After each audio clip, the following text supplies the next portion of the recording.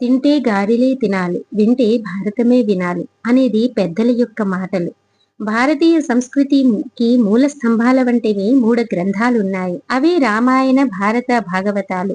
వీటిలో భారతం మన నిజ జీవితం, రామాయణం ఆదర్శ జీవితం, భాగవతం దివ్య జీవితం. మన నిజ జీవితంలో ఎన్ని రకాల రాగద్వేషాలతో కొట్టుకుపోతున్నామో భారతం చెబుతుంది.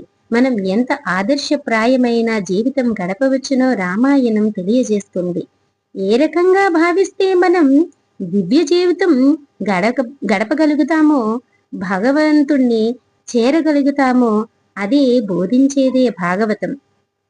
ఆయా గ్రంథాల్లో పాత్రలు, ప్రవృత్తులు, కథలు, సందర్భాలు అన్నీ ఈ హంసయాలకు అనుగుణంగానే ఉంటాయి. ఎందుకంటే వీటిని రచించిన వాళ్ళు వ్యాస, వాల్మీకి కారణ జన్ములు.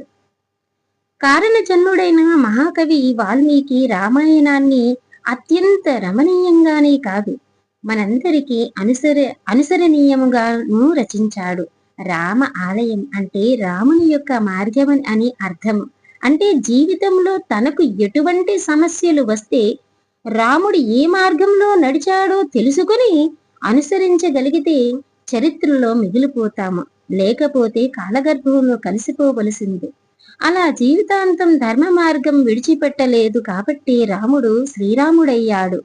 రాముని ఇంత గొప్పవాణ్ణి చేసింది ఆయన గురువులు వశిష్ఠ, విశ్వామిత్రులే. వశిష్ఠులు చిన్న వయస్సులోనే రాముని యోగ వశిష్ఠి బోధించాడు, మనోనిగ్రహం కలిగేలా చేశాడు. విశ్వామిత్రుడు దర్ఘమైన అరణ్య మార్గంలో నడిపించి జీవితం అంటే ఏమిటో, దాన్ని స్థిరంగా ధైర్యంగా ఎలా ఎదుర్కోవాలో నేర్పాడు. ఒక రకంగా చూస్తే వశిష్ఠుడు బోధించింది సిద్ధాంతము, విశ్వామిత్రుడు చేసింది ప్రాక్టికల్. విశ్వామిత్రునితో యజ్ఞ సంరక్షణ కోసము బయలుదేరిన రామలక్ష్మణులు ఒకరోజు రాత్రంతా అడవిలో పచ్చని గడ్డి మీదే పరుపుగా ఊహించుకొని పడుకోవలసిన అవసరం వచ్చింది. రాముడంటే ఏమిటో లోకానికి మొదటిసారి తెలిసింది. అది రాముని యొక్క జీవితము. విశ్వామిత్రుడు కథలు చెప్పి ఆ వెన్నెల రాత్రులను పరిమళ భరితంగా చేసి సుఖంగా నిద్రపట్టేలా చేశారట. ఎంత అందమైన ఆహ్లాదకరమైన జీవితమో కదా అది. కఠినమైన అరణ్య మార్గంలో నడుస్తున్న కథలను, కమ్మని ఉపదేశాలు ఆ దారిలో పువ్వులలా పరిచాయి. అలా పరిచాయని ఆనందిస్తూ త్యాగరాజస్వామి ఆటిపైన పాటలు కూడా పాడారట. గురూపదేశం సారాన్ని కూడా అంతే వేగంగా అర్థం చేసుకోవాలని వేగంగా నడుస్తూ వెళ్ళాడట. విశ్వామిత్రుతో చేసిన యాత్రలో రాముడు 3 స్త్రీలను కలుసుకున్నాడు. వారే తాటకి, అహల్య, సీత. ఈ 3 పట్ల రాముడు 3 విధాలుగా ప్రవర్తించాడు.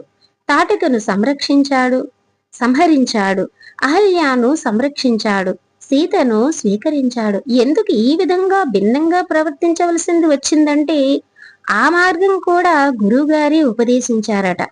అది అడవిలో తిరగడం కోసం చేసింది కాదు, జీవితమంతా పాటించవలసిన మహోపదేశం. తాటకి తమోగుణం సంకేతము, తమోగుణాన్ని సంహరించాలి, అందుకే సంహరించాడు. అహల్య రజోగుణానికి సంకేతం, ఆమెలో చురుకుదనం, క్రియాశీలత తప్పుదారి పట్టుతాయి.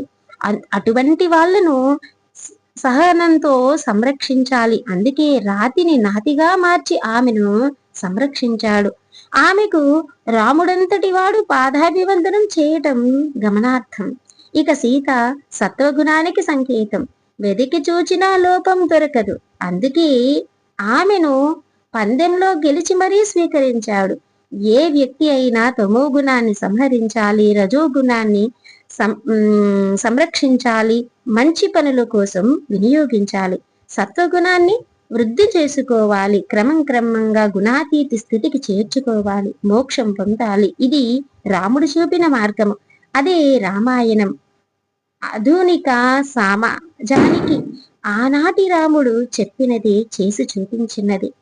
3 గుణాలకు ప్రతీకులుగా 3 స్త్రీలని చూపించే ఈ ఘట్టం ద్వారా మరో విశేషము గ్రహించవచ్చును. స్త్రీని ఎంతో ఆరాధించిన రోజులు అవి. అలా ఆరాధించడానికి కూడా అని స్త్రీ అంటే ఒక పదమే కాదు. గమనిస్తే సాకారం సత్వగుణం, తకారం తమోగుణం, రకారం రజోగుణం అని తెలుస్తుంది. పైన ఈకారం అమ్మవారి బీజాక్షరం. త్రిగుణాత్మిక ప్రకృతి ప్రతీక స్త్రీ. అది మన భాష యొక్క గొప్పతనం కూడా. అయితే ఈనాటి పిల్లలు ప్రేమ ప్రేమ అంటూ కొట్టుకుపోయే మన యువతీ యువకులకి రాముడు ప్రేమంటే ఏమిటో, ఎవరిని ప్రేమించాలో తెలియజేశాడు. సీతను పెండ్లాడాక ఆమెని ప్రాణాధికంగా ప్రేమించాడట. ఇది పెద్దలు కుదిర్చిన పెండ్లి కదా అని రాముడు సీతను ప్రత్యేకించి ఇష్టపడ్డాడట. తాను ధనుర్బాణం అని పందెంలో గెలిచి చేసుకున్నదే అయినా ఆ ప్రయత్నం విశ్వాసం విశ్వామిత్రుడు ఆదేశించిందే కదా చేసింది. అనంతరం దశరథులను అంగీకరించిందే గదా ఆ పెండ్లి. అందుకోసం రాముడు ఆమె అంటే ఇష్టం కావాలని పెంచుకున్నాడు. సీత కూడా తన గుణాలతోనూ లక్ష్మీ కళలతో విలసిల్లే రూపంతోనూ రామునికి తనపై ప్రేమ పెరిగేలా చేసుకుంది. ఇది సంసారం నిలబెట్టుకోవలసిన లక్షణం. ప్రేమించి పెళ్లి చేసుకోవాలి, పెళ్లి చేసుకొని ప్రేమించాలి అని పెద్ద పెద్ద చర్చలు జరుపుకోవలసిన అవసరం లేనే లేదు. యువతీ యువకులు తమ సహచరణాన్ని ఎన్నుకోవలసి వస్తే అందానికి కొందరు, ఐశ్వర్యానికి కొందరు, ఆర్భాటాలకి కొందరు, అర్థం కాని అర్థం లేని విషయాలకి కొందరు ప్రాధాన్యత ఇచ్చి పెళ్లి చేసుకుంటున్నారు. ఎందుకో ఆ తర్వాత ఒకటి ఉండే ఒకటి లేదని బాధపడుతున్నారు. పెద్దలు కుదిర్చిన పెళ్లి అలా ఉండదు.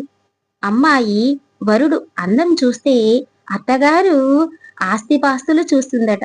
మామగారు అల్లుడు చదువు, ఉద్యోగం, హోదా అన్నీ చూస్తాడు. బంధువులు వంశం ఏమిటి, సంప్రదాయాలు ఏమిటి, ఎలా చేస్తున్నారు, ఇతరులు 10 మంది పిలిచి మంచి భోజనం పెట్టగలదా అని ఆలోచించారట. ఇంతమంది ఇన్ని చేస్తే ఆ బంధం ప్రబంధం కాకుండా ఏమవుతుంది?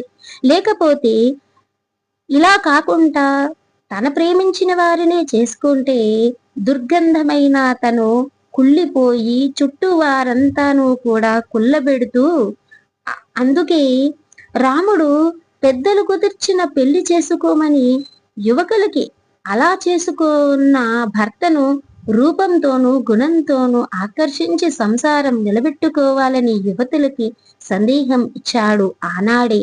ఇది మన రామాయణ యొక్క గొప్పతనం. మరి ఇంతటి మహద్భాగ్యాన్ని అందించిన రామాయణం మహాభారతాల్ని మనం వదిలేసి ఈరోజు ఎలాంటి దుస్థితికి చేరుతున్నామో గమనించుకోవలసిన బాధ్యత మనందరిపైన ఉంది. జై శ్రీరామ్.